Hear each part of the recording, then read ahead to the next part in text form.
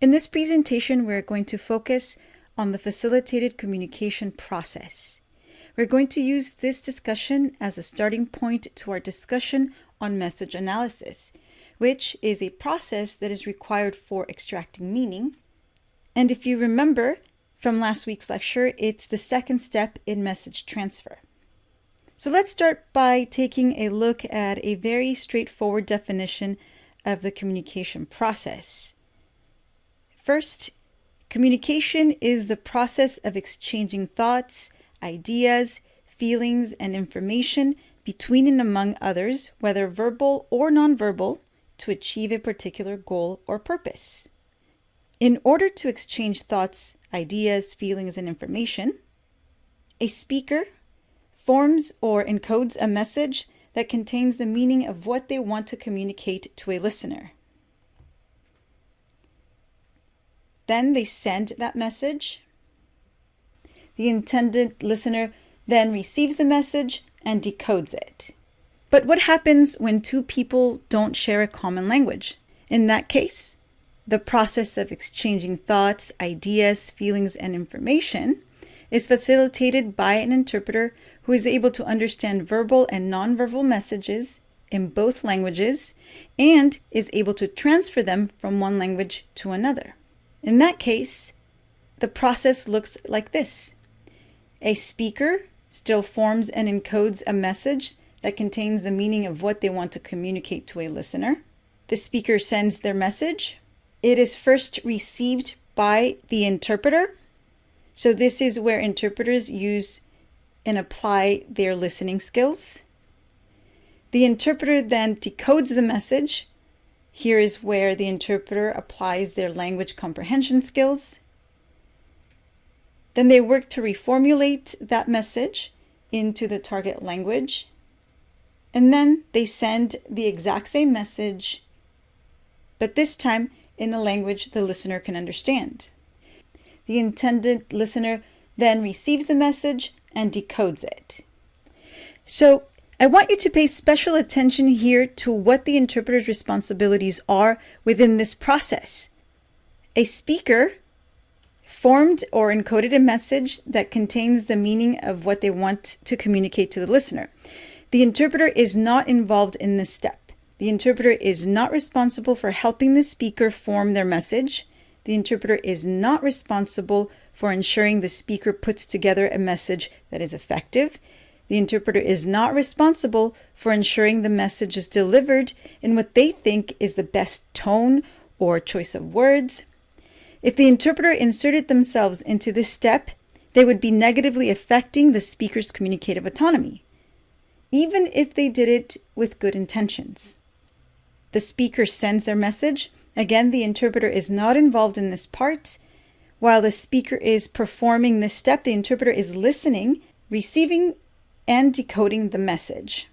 This is the interpreter's responsibility, and they will do it in order to complete the next step, which is reformulating the exact same message into the target language, so that they can complete the next step, which is sending the message in the target language, the language that the listener can understand. After the interpreter has done that, it is the listener's turn. The intended listener is going to receive the message. Again, the interpreter is not responsible for ensuring the listener is actually listening or even paying attention enough to be able to perform the next step, which is decoding the message.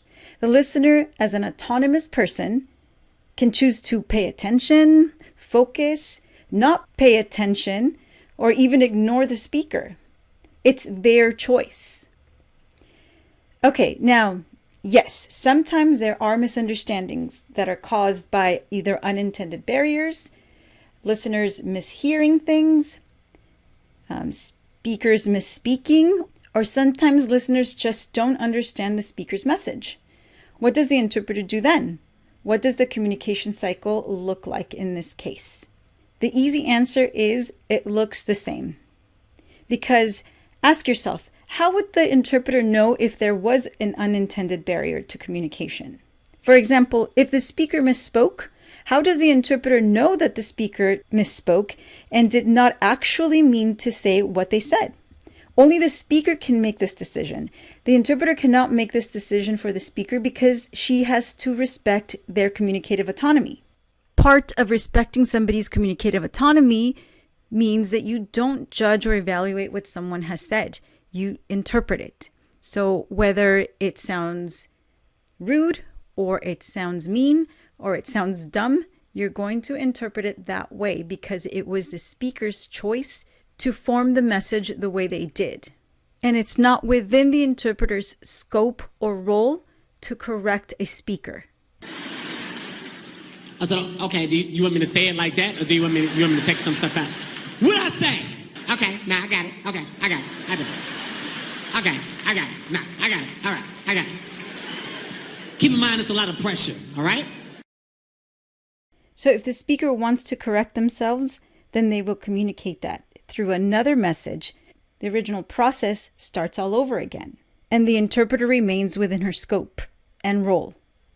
Okay, let's take another example. The listener is having trouble decoding the speaker's message. Why would you come over? What? You're not happy? Dude, I'm going on a trip next week. What does next week have to do with anything? Dude. No, because... Do you know what that is? Bro.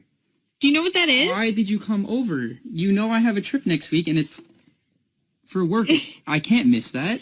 Do you know what that is? Yes, but I can't miss my trip. But why would you have to miss your trip? It's not like a funny joke either. You know my grandma is like not okay right now. And what? No, it's not funny. I don't even know why what is that? like that's what is that? You have COVID. She's pregnant! The listener is having trouble decoding the speaker's message. Maybe they are confused or they have misunderstood the message. So in this case, what does the interpreter do? Well, ask yourself, how does the interpreter know for sure that the listener is having trouble? The only way the interpreter can know for sure is if the listener sends a message either with a question or comment, a facial expression, body language. But guess what? That is also another message, so the cycle or the process starts all over again. And the interpreter sticks to interpreting and to her role and scope within the facilitated communication process. Now, let's take this example a little bit further. Let's say that there was an interpreter, and the interpreter took it upon herself to actually explain to the gentleman, I think you're confused. This is a pregnancy test she's showing you and not a COVID test. In that case, what would happen is that the gentleman would have a reaction. It'd either be embarrassed or laugh or would have some sort of reaction to having been mistaken.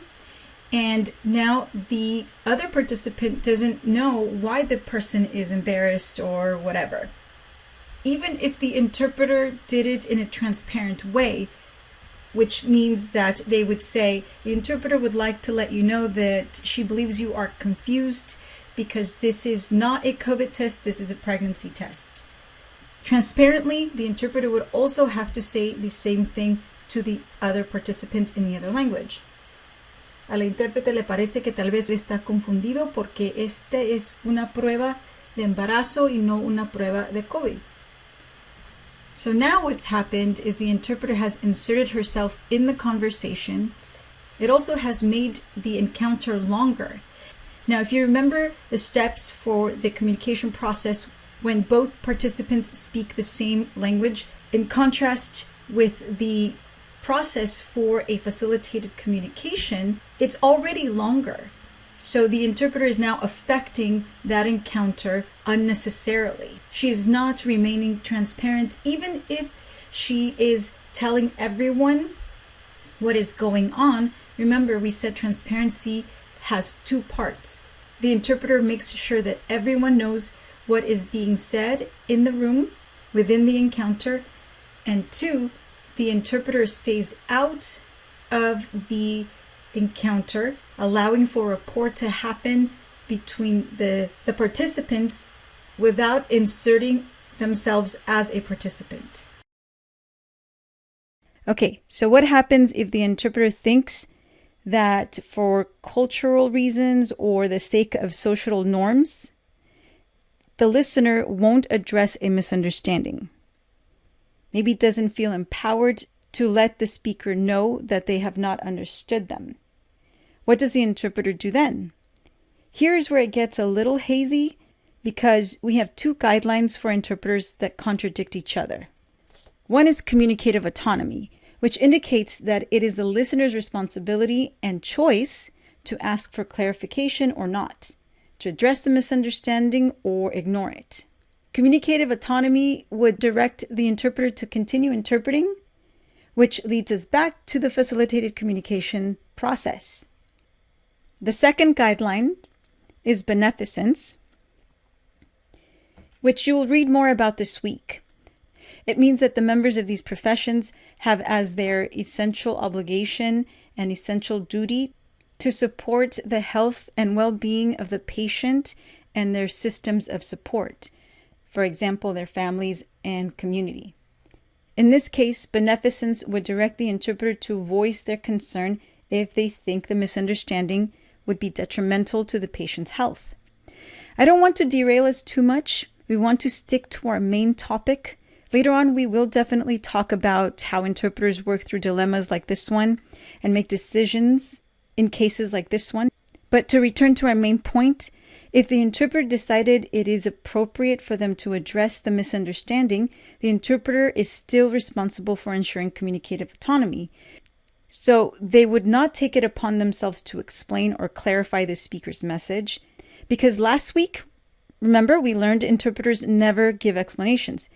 What the interpreter would do is point out their suspicion in a transparent way, making sure that both participants know that it is the interpreter who suspects there is a misunderstanding, and that these are the interpreter's words and not those of either participant.